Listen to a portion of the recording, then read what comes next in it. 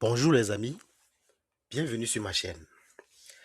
Dans la vidéo d'aujourd'hui, je vais vous présenter le seuil d'immigration du gouvernement canadien sur la période 2026-2028. En 2021, déjà, la population canadienne comprenait 21% de personnes nées à l'étranger, soit 8 300 000, à peu près 8 300 000 habitants qui sont nés à l'étranger. Depuis 2020, le Canada a accueilli un nombre record d'immigrants, toutes catégories confondues. Mais le plan 2026-2028 annonce une réduction du nombre d'immigrants à accueillir par le Canada. Dans cette vidéo, je vais vous présenter le seuil et je vous donnerai aussi quelques raisons que le gouvernement a indiquées, raisons pour lesquelles le gouvernement a décidé de réduire le seuil d'immigration. Mais je vais aussi faire mes commentaires personnels par rapport à ce que je vois et ce que j'attends autour de moi.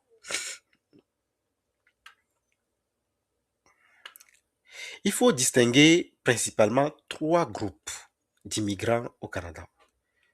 De façon résumée, il y a le groupe des résidents temporaires. Donc, on peut mettre dans ce groupe est constitué d'étudiants et de travailleurs temporaires. Il y a un deuxième groupe qui est composé des résidents permanents. Ce groupe, c'est pour ceux qui ont immigré économiquement, l'immigration économique, ceux qui sont venus rejoindre leur famille, regroupement familial, les réfugiés et personnes protégées pour motifs humanitaires. Voilà, c'est ça. Le deuxième groupe est composé de tout ce monde-là. Il y a un troisième groupe qui regroupe, par exemple, les demandeurs d'asile, la prolongation du permis de travail ou d'études, les travailleurs saisonniers et les visiteurs. Mais je précise en même temps que le troisième groupe ne fait pas partie du seuil parce que le gouvernement canadien indique sur son site que il ne maîtrise pas vraiment ce flux migratoire. Première catégorie qui est les résidents temporaires. Le seuil pour 2026-2028 indique que les arrivées de nouveaux étudiants est fixé à 155 000, soit 49% de moins que la cible de l'an dernier. Pour les travailleurs temporaires, le chiffre annoncé est de 230 000, soit 37% de moins que la cible de l'an dernier. Donc, vous voyez que réellement, le gouvernement a diminué presque de moitié sa cible pour cette catégorie de résidents temporaires. Pour les résidents permanents aussi, le chiffre annoncé pour la période 2026-2028 est de 380 000 résidents permanents, soit 4% de réduction comparé à l'an dernier. Le Canada a précisé aussi que il veut donner la priorité à l'attraction de talents dans les secteurs clés afin de soutenir l'économie canadienne. Conserver les meilleurs talents en accélérant le traitement des demandes et en simplifiant le processus de candidature. Promouvoir le Canada comme une destination de choix pour les meilleurs talents. Donc, en soi, le Canada veut des immigrants qui sont des gens talentueux. Donc, c'est une immigration filtrée, de plus en plus filtrée. Déjà, c'était filtré, mais ils annoncent qu'ils vont beaucoup plus mettre l'accent sur l'immigration des travailleurs hautement qualifiés dans les secteurs clés au Canada, comme les technologies émergentes, la santé, les métiers spécialisés. Donc, il y a une transformation aussi du processus d'immigration et aussi de la politique d'immigration du gouvernement canadien qu'il faut tenir compte. Pour ceux qui veulent immigrer au Canada, ils doivent vraiment voir si leur profil correspond vraiment à cette idée ou bien à ce que veut faire le gouvernement canadien. Parce que ça ne sert à rien de faire des papiers avec tous les dépenses que cela nécessite et de venir au Canada et ne pas trouver sa place. C'est pourquoi il faut vraiment être informé. Qu'est-ce que le Canada veut et ne pas perdre son temps. Parce qu'il y a beaucoup de gens qui ont déposé des dossiers mais qui n'ont jamais eu gain de cause. Donc le Canada maintenant est en train de filtrer encore de plus en plus les critères d'immigration. Donc comme ils le disent, les personnes hautement qualifiées. Ce sont ces personnes que eux ils veulent recevoir. Donc sur leur site internet, ils disent que quoi? Que l'objectif de cette réduction est de stabiliser le système d'immigration et de permettre aux travailleurs temporaires déjà établis au Canada, qui participent déjà activement à la vie économique, d'obtenir la résidence permanente. C'est vrai, hein, depuis 2020, le Canada a reçu plusieurs travailleurs temporaires, souvent dans le domaine de la santé. Il y a beaucoup de Marocains, beaucoup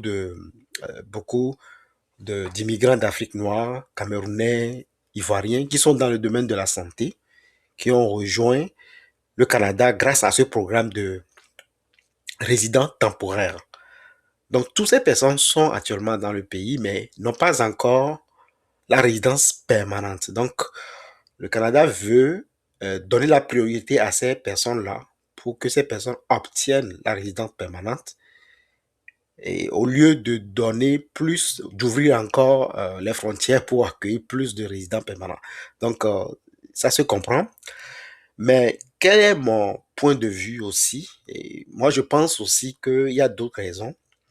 Parce que si vous l'avez suivi, ma présentation au début, je disais que euh, 21% de la population canadienne, déjà en 2021, sont des personnes immigrées. C'est-à-dire des personnes nées à l'étranger qui sont au Canada.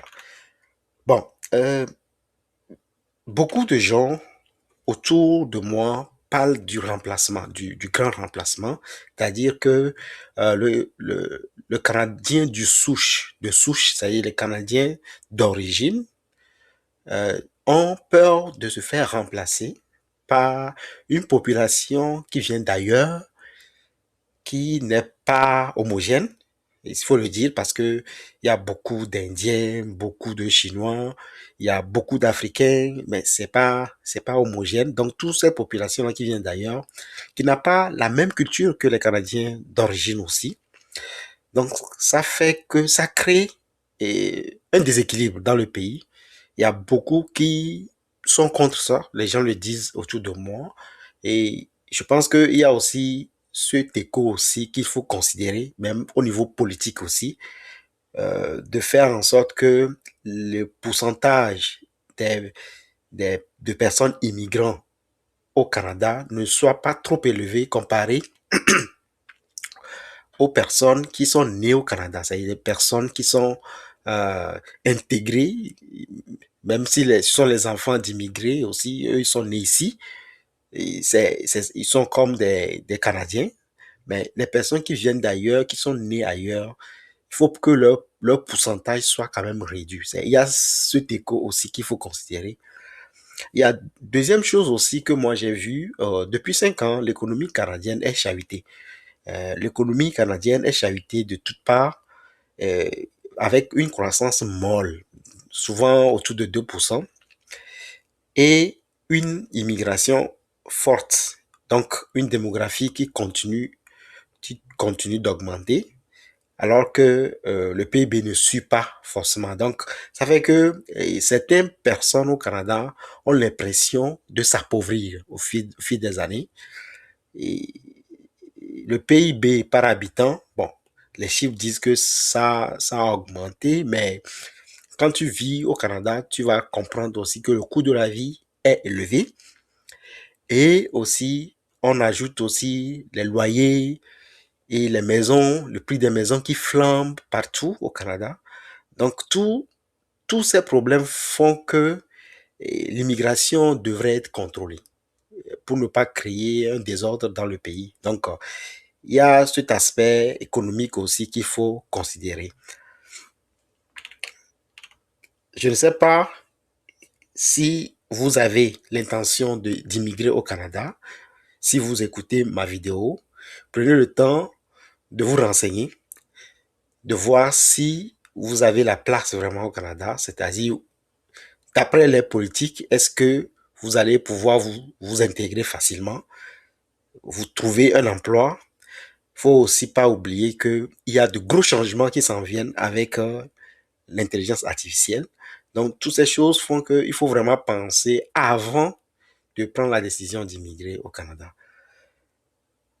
Merci d'avoir suivi la vidéo. Si vous n'êtes pas encore abonné à cette chaîne et que vous avez suivi ma vidéo jusqu'ici, c'est que ce sont des sujets qui vous intéressent. Donc, abonnez-vous pour ne pas rater mes prochaines vidéos. Merci et bonne soirée à vous.